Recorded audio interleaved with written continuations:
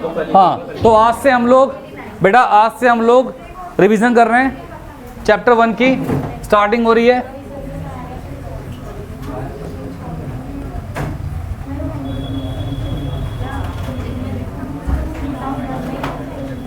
बस जो क्वेश्चन हम लोग कर लेंगे वही आपको करने हैं, ठीक है।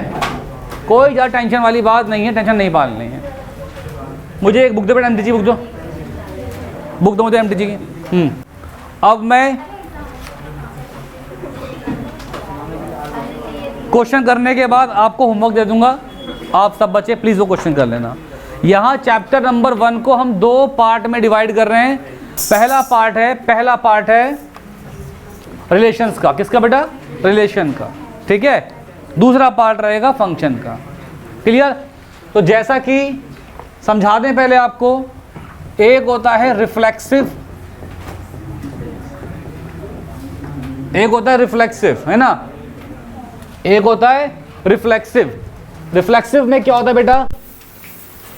रिफ्लेक्सिव में होता यह है कि एक मैंने सेट डिफाइन करा, उसमें A B C D E F ऐसे कुछ, ये हमने सेट के अंदर में एलिमेंट्स लिख दिए, ठीक है। सेट के अंदर में एलिमेंट्स या कोई भी सेट है ना, कोई भी सेट ए है, हमें रिफ्लेक्सिव निकालना। वो कहता है if A belongs to R, अगर ए आर से बिलोंग कर रहा है, अगर ए आर से बिलोंग कर रहा है, इसका मतलब बताएंगे आपको, इसका मतलब क्या है। If A belongs to R, if A belongs to R, then R is reflexive. If A belongs to R, then R is reflexive. A belongs to R, then R is reflexive. Example लीजिए। यहाँ हमारे पास set of all x y such that x minus y is an even number.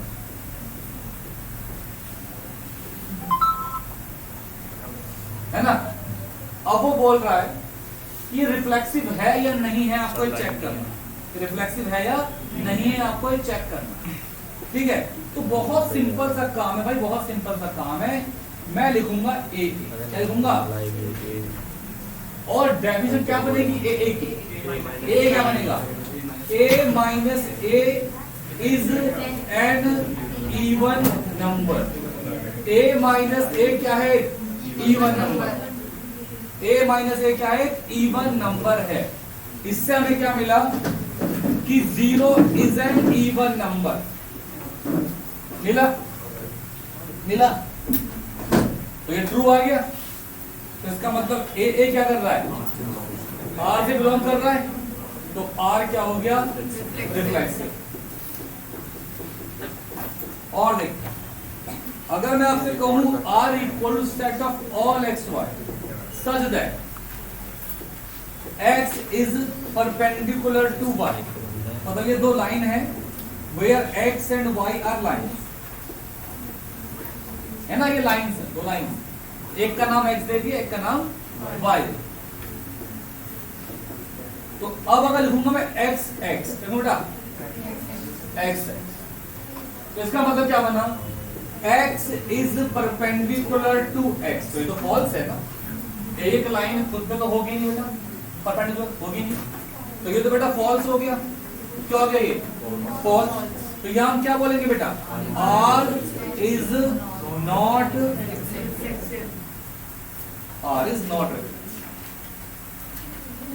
Clear है? R is not reflexive. और देखिए, मान लीजिए मैंने एक सेट लिखा यहाँ पे A 1 2 3 4 लिखा, मैंने डिफाइन करा R1। रिफ्लेक्सिव में क्या होता है? जितने भी एलिमेंट्स A के अंदर हों उन सबका A बिलोंग करना चाहिए, उन सबका A बिलोंग करना चाहिए। तो बेटा यहाँ 1 1 बिलोंग करेगा, मान लो 1 1 2 2 3 3 4 4 चारों आपको दिए हुए, तो R1 क्या होगा? रिफ्लेक्सिव। क्या होगा R1? आप लोग गौर करें, अगर यहाँ पे क्या लिखा था मैंने, if A belongs to R, और यहाँ पे लिख दो ऐड कर लो for all A belongs to, क्या लिख लो बेटा? For all A belongs to, for all A belongs to, if A belongs to R then R is reflexive. तो हमने क्या देखा बेटा, जितने भी एलिमेंट थे इस सेट A के, उन सबके लिए क्या आ रहा है? A आ रहा है, तो ये R क्या हो गया? रिफ्लेक्सिव। R2 देखते हैं बेटा, मान लो मैंने सेट बनाया इस तरीके से,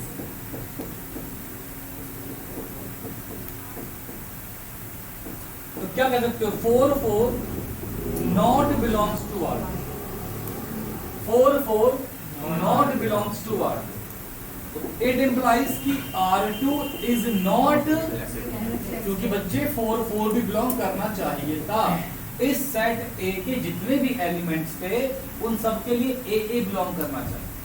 इस सेट A के जितने भी एलिमेंट्स थे उन सब के लिए A बिलोंग करना चाहिए, तभी क्योंकि क्या बोलते हैं बेटा? रिफ्लेक्सिव बोलते। ठीक है, लिखे सब बच्चे से।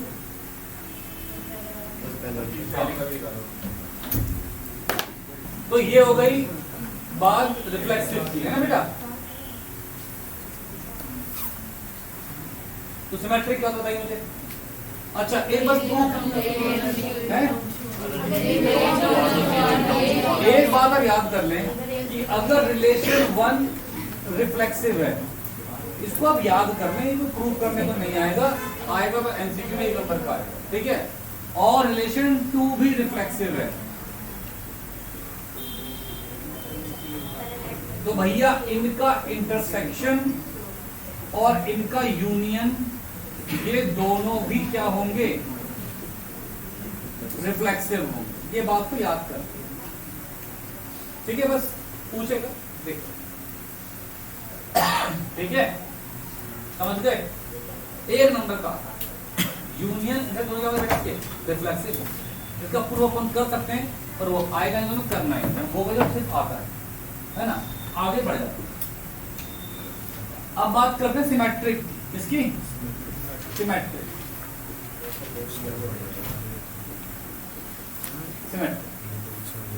सिमेट्रिक में क्या होता है बेटा? अगर एक सेट है, मान लो if A B belongs to A, या कर लो let A B belongs to, A B belong कर रहा है ए से, या फिर सॉरी R1 से, if BA belongs to R1 then R1 is symmetric। देखिए एग्जांपल ले,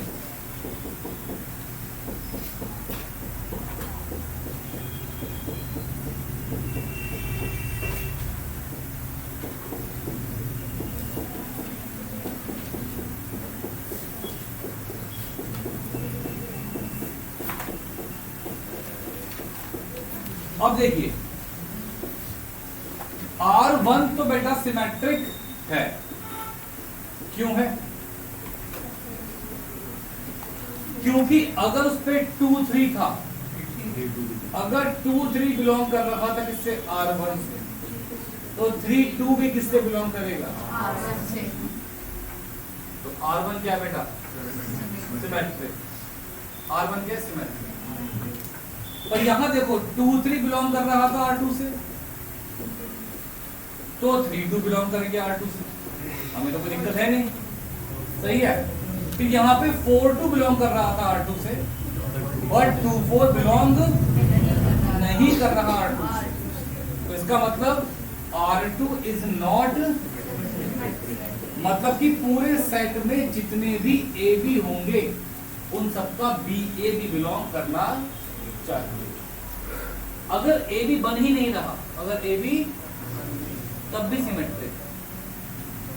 चेक कब करना? अगर ए बी बन रहा है तो बी ए, मान लो फिर बी ए 1 1 2 2। अब यहाँ कहीं ए बी बन ही नहीं रहा है, तो भी ये क्या है, सिमेट्रिक। अगर ए बी बन रहा है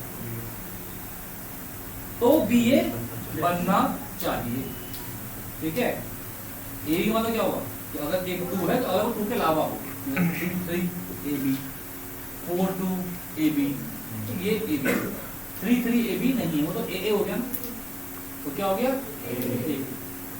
और ए चेक करते हैं किसके लिए, रिफ्लेक्सिव। यहाँ हम किसकी बात कर रहे हैं, सिमेट्रिक की बात। आप लोगों को बात पढ़ रही अच्छे से, कोई दिक्कत नहीं थी बच्चे को, पक्का। हाँ तो लिखे था बच्चे इसको, तो एक क्वेश्चन देखते हैं काफी, इससे पहले भी कुछ करो। तो जैसे कि अभी सेम सवाल देखते हैं, एक सवाल देखते हैं कि मान लीजिए R1 है, R1 the set of all x y such that x minus y, अभी लिखा है मैंने, x minus y is an even number। अब बेटा हमें ये बात दे दी कि x y अगर है तो इसका मतलब x minus y क्या है, इवन नंबर। अच्छा अब बताओ मुझे, अगर x माइनस वाई इवन है तो बेटा मैं माइनस कॉमन ले लूं, y माइनस ऐसा रहेगा। अब खुद सोच, अगर 2 कॉमन है, सॉरी इवन है तो -2 भी इवन है, 4 इवन है तो है ना, तो इसका मतलब ये भी क्या हो गया, तो y माइनस एक्स भी क्या हो गया। अगर ये इवन है तो ये भी क्या है, इवन है। जब एक्स वाई इवन था तो यहाँ पे x माइनस वाई था, अभी जब y माइनस एक्स है तो बेटा कितना है, ये क्या हो गया बेटा, इवन। तो y x भी किससे बिलोंग कर गया बेटा, R1 से, तो इसीलिए R1 क्या हो गया, सिमेट्रिक। रिफ्लेक्सिव में सेम आता है, ए कोई बात नहीं, कोई दिक्कत, उसमें ए आता है ना, क्लियर है, समझे। जैसे कि अगर मैं आपसे कहूं, यहां पर मैंने रिलेशन लिया L1 L2 such that L1 is perpendicular to L2, है ना बेटा। देखो ये लाइन L1 है, ये लाइन L2 है, और ये इस पे क्या है, परपेंडिकुलर, है ना। तो अगर L1 क्या है, L2 पे परपेंडिकुलर है, तो ये बात तो पक्की हो गई कि L2 भी क्या है, तो अपन कह सकते हैं बेटा कि L2 L1 किससे बिलोंग करेगा बेटा, R2 से। इसीलिए बेटा R2 क्या हो गया बेटा, सिमेट्रिक। पल्ले पड़ा सिमेट्रिक का, देखो सब बच्चे इनको, ट्रांजिटिव। अब क्या आएगा, ट्रांजिटिव।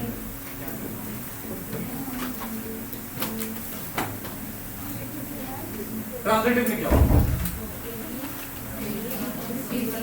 अगर ए बी बिलोंग कर रहा है R1 से, ध्यान रखना ये बिलोंग करना चाहिए, तब हम चेक करेंगे, समझ रहे हो।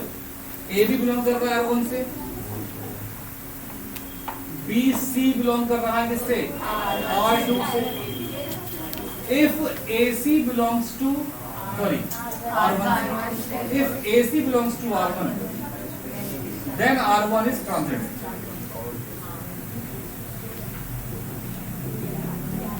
ठीक है, देखते जैसे कि मान लीजिए यहां पर है आपको सेट दे दिया R 1 1 2 2। अब वो पूछ रहा है कि ये ट्रांजिटिव है कि नहीं। ये ट्रांजिटिव है।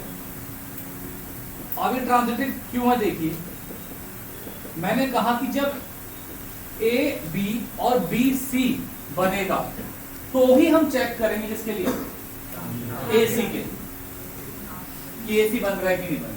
पर यहाँ तो ए बी का केस ही नहीं बन रहा और ना ही बी सी का केस बन रहा है, तो ये ट्रांजिटिव हो गया। क्लियर है, समझ रहे हो। जैसे कि एग्जांपल लेते हैं और समझते हैं, अच्छे से समझते हैं। जैसे कि मानिए 1 2 है और 2 3 है, अब बोलेंगे नॉट ट्रांजिटिव। ये इसलिए बोलेंगे बेटा क्योंकि ए बी तो बन गया, बी सी बन गया, और यहाँ तो मिसिंग क्या है, ए सी। 1 3 मतलब 1 3 बिलोंग करना चाहिए था पर वो नहीं कर रहा, इसलिए ट्रांजिटिव नहीं हो, ट्रांजिटिव नहीं हो। बात समझे? और देखते हैं सवाल। तो देखिए R3 1 2 4 2, तो भैया ये भी ए बी है।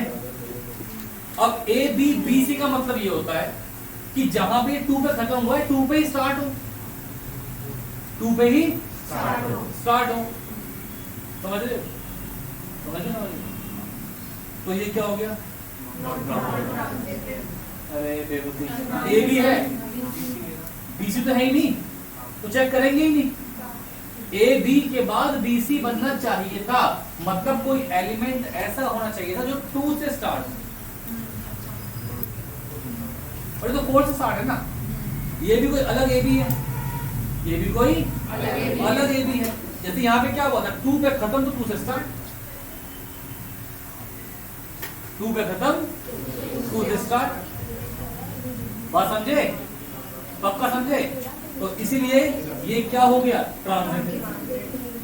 अगर ए बी और बी सी का केस नहीं बन रहा तो ट्रांजिटिव होगा, पर अगर ए बी और फिर बी सी बन रहा है तो आपको ए सी चेक करना पड़ेगा। ठीक है भाई? एग्जाम्पल इसको समझने के लिए, जैसे मान लीजिए R4 है,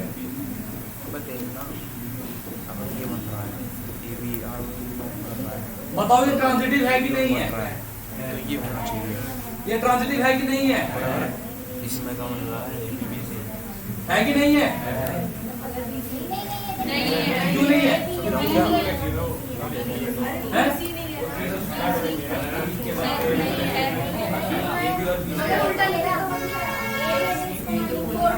हाँ देखो, अगर आप सिर्फ ये चेक करोगे, मैं भैया ये कहा कि ये ए बी है, तो आपने कहा था कि यहाँ पे 3 से स्टार्ट होना चाहिए था, तो हम चेक करते।